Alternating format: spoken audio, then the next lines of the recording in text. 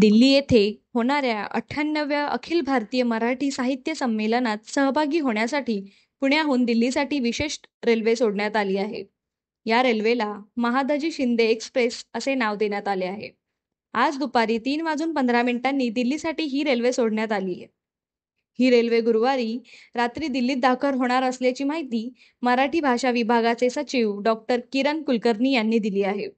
दिल्ली येथे 21 ते 23 फेब्रुवारी या कालावधीत छत्रपती शिवाजी महाराज साहित्य नगरी, ताल कटोरा स्टेडियम येथे हे संमेलन होत आहे. या साहित्य संमेलनात सहभागी होणाऱ्या साहित्य रसिकांसाठी रेल्वेच्या प्रत्येक डब्याला गडकिल्ल्यांची नावे देण्यात आली आहे.